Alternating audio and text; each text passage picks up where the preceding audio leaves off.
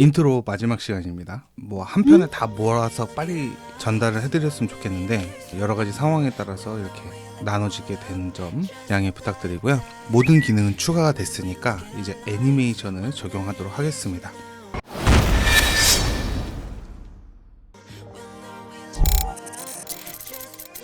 오늘 지금 날짜가 5월 10일인데요. 지난주에 다빈치 리졸브 베타 2가 업그레이드 됐거든요. 그 베타 1보다는 조금 더 좋아지긴 했지만 그래도 아직은 불안정한 상태고, 또 이 애니메이션을 적용하면 지금부터는 굉장히 밀리는 상황이 생깁니다. 그래서 모든 분들에게 적용되는 것은 아니지만 거의 대부분이 내가 어떤 애니메이션을 적용했는지 결과값을 보지 못할 정도로 굉장히 밀릴 수가 있습니다. 거기다가 또 저는 이제 촬영을 하고 있으니까 그런 부분들이 조금 다소 아쉬울 수 있으니까 감안하시고 보실 거라 믿습니다.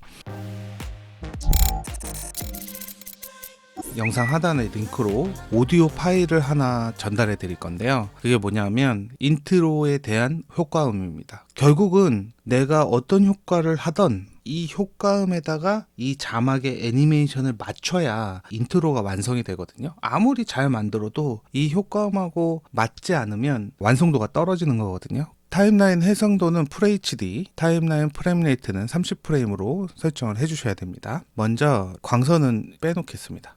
이렇게 설정을 해놓은 상태에서 작업을 할 건데요.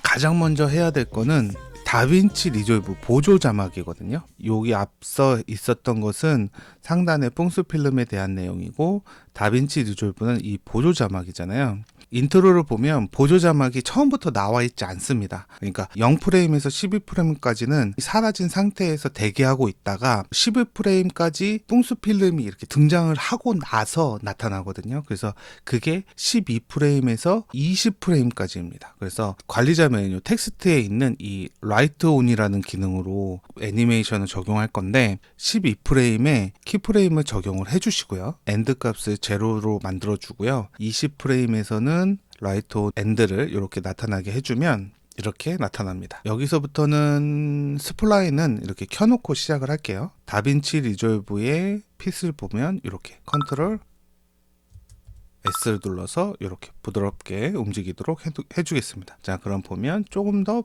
부드럽게 나타나게 될 거예요. 조금 부드럽게 안 나타날 수도 있어요. 왜냐하면 끊기니까. 끊기는 건 어쩔 수 없어요. 제가 어떻게 해드릴 수 없는 문제고, 그건 컴퓨터의 사양 문제니까 앞서도 설명드렸지만 이렇게 효과를 하면 할수록 계속 밀릴 겁니다. 그것을 감안하셔야 됩니다. 다음은요, 앞서 설명한 대로 12프레임에서 20프레임까지 나타난다고 했으니까 12프레임 이전에는 이 자막이 사라졌다가 나타나야 되거든요.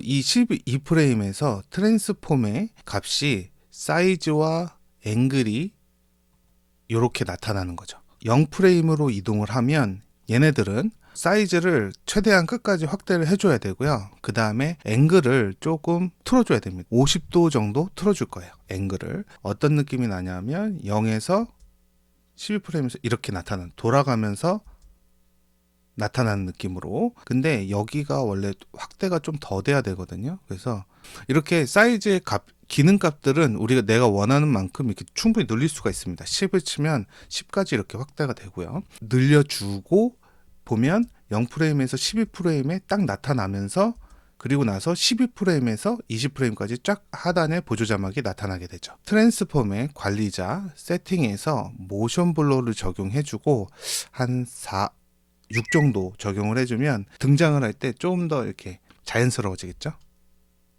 대신 그만큼 렉이 심해집니다.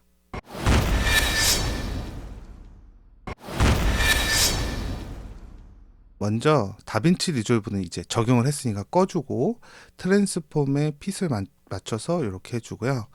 전체 선택을 하고 S 이렇게 조금 더 부드럽게 만들어주면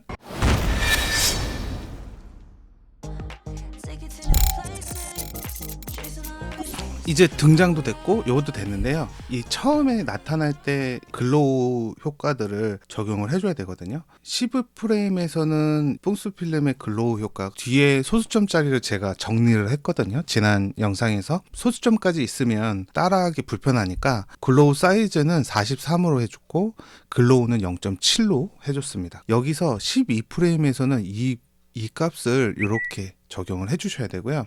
0프레임으로 갔을 때 여기서 글로우를 많이 주셔야 됩니다. 많이 줘서 그냥 1까지 올리는 걸로 1까지 올리고, 자 트랜스폼을 했으니까 글로우를 선택해서 P, 그 다음에 얘네들을 S, 스플라인 스무스로 해줄게요. 적용을 해보면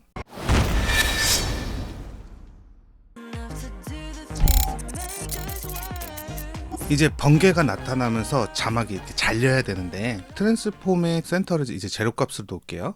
여기서 트랜스폼으로 하면 안 되고요. 얘네들을 페인트에서 움직여야 됩니다. 왜냐하면 트랜스폼으로 움직이면 이 번지는 효과가 따라오질 않거든요. 움직여보면 여기가 이렇게 잘려서 자연스럽지가 않은데요. 다시 센터를 제로값으로 맞추고요. 임시로 가이드라인을 만들어 줄게요. 백그라운드에서 페인트를 하나 추가해서 백그라운드에는 알파 안겨주고 아무데나 이렇게 연결을 해줄게요. 여기다 이렇게 연결을 해주겠습니다. 그리고 나서 폴리라인 스트로크로 이렇게 연결을 해주는 거죠. 아예 여기서부터 여기까지. 요 끝부분이 우측 상단의 모서리, 왼쪽 끝부분이 왼쪽 끄트머리에 이렇게 지나가도록 해줍니다. 스트로크는 조금 줄여주시는 게 정확도를 높이는 길이겠죠. 오른쪽하고 왼쪽을 좌우로 번갈아 가면서 이 모서리가 만나도록 이렇게 해주는 겁니다. 임시로 이렇게 만들어 줬어요. 색상을 다른 걸로 바꿔줄게. 잘 보이게 빨간색으로 이렇게 가이드라인을 잡아줬고요. 이 번개 효과는 30프레임에서 40프레임까지 지나가는데 35프레임에서 이 센터에 딱 맞으면 좋지 않을까 생각하거든요. 그래서 35프레임에서 페인트 1번 선택하고 관리자 메뉴에서 스트로크 컨트롤을 선택해서 센터 값을 키프레임을 적용하고요. 그 다음에 두 번째 페인트 2번에도 35프레임이니까 관리자에서 센터 값을 키프레임을 적용합니다. 이렇게 적용을 하고 그 다음에 30프레임으로 이동을 해서 페인트 1번하고 2번, 그러니까 번개 효과가 이렇게 뒤로 가면 되잖아요. 페인트 1번을 선택해서 센터 값을 이렇게 이동을 시킵니다. 이 정도 살짝 보이는 거 괜찮거든요. 그 다음에 페인트 2번도 마찬가지로 30프레임에서 얘네들이 센터 값으로 이동을 해줄게요. 이렇게 조금 더 위로 살짝 올려서 이렇게 살짝 보이게, 끄트머리가 살짝 보이게. 그러면 키프레임 활성화 되죠. 다음에 페인트 2번에서 다시 40프레임으로 이동합니다. 이때는 이미 얘네들 지나가야 되죠. 그래서 센터 값을 왼쪽으로, 끝부분이 살짝 보이게. 그 다음에 페인트도 마찬가지로 끝부분이 살짝 보이게 이렇게 해주면 됩니다. 30프레임에서 중앙에 지나서 40프레임. 얘네들이 어떻게 이동하는지 볼게요.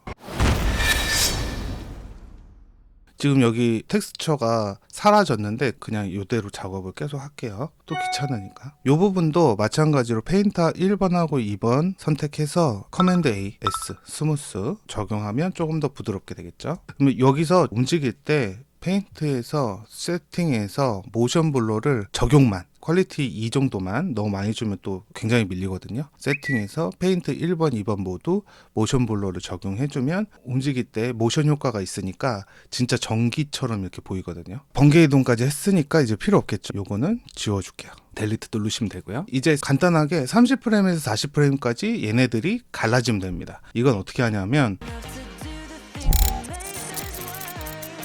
렉탱글의 값으로 하는 거거든요. 위쪽을 선택된 렉탱글, 아래쪽을 선택한 렉탱글에 30프레임에서 둘 다 모두 관리자 메뉴에서 센터 값을 키프레임을 적용하고요. 마찬가지로 하단의 렉탱글에 센터 값을 키프레임을 적용합니다. 그리고 40프레임에서 이렇게 살짝 벌어져야 되죠. 얘가 잘라놓고 벌어져야 되니까 40프레임의 렉탱글의 값이 왼쪽으로 이렇게 벌어지면 됩니다. 이렇게 선택해서 살짝만 위로 올리고요. 하단 렉탱글도 마찬가지로 선택해서 밑으로 조금 이렇게 내려주면 됩니다. 이 정도 내려주는 거죠. 애니메이션이 적용될 거고 핏을 눌러서 이 부분들도 마찬가지로 컨트롤 A, S 이렇게 스무스 작업을 해주는 거죠. 자, 이렇게 보면 여기서부터 이만큼 보이거든요. 트랜스폼에서 그냥 사이즈를 확대를 해서 안 보이는 길이로 이렇게 만들어 주시면 될 것 같아요.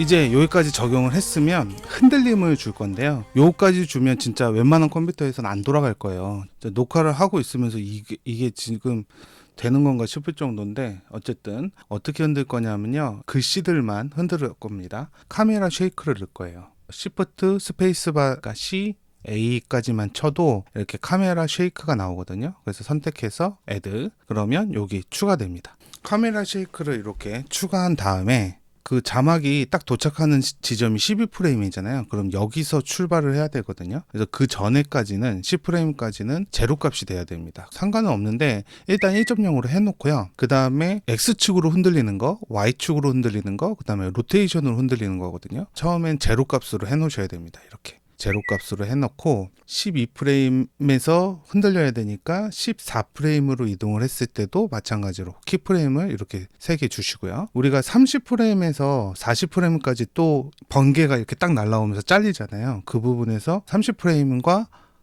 40프레임까지도 키프레임을 제로 값을 주셔야 됩니다. 그 다음에 이렇게 해놓으면 모두 이제 흔들리지 않는 상태가 되는 거거든요. 12프레임에 이 부분이 흔들려야 되니까 요때만 0.1 0.1 0.1 이렇게. 그러면 네, 조금 시키자.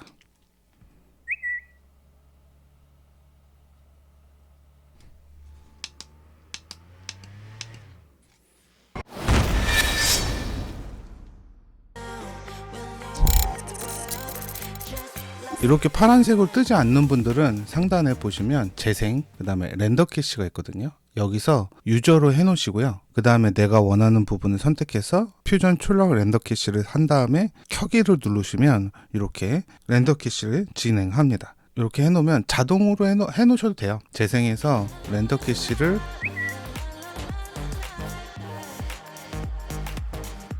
스마트로 해놓고 여기서 자동으로 해놓으셔도 컴퓨터가 스스로 하기는 하는데, 필요 없는 경우도 자꾸 렌더 캐시를 하기 때문에 그냥 이렇게 내가 필요한 부분만 이렇게 보시면 이제 잘 보이죠.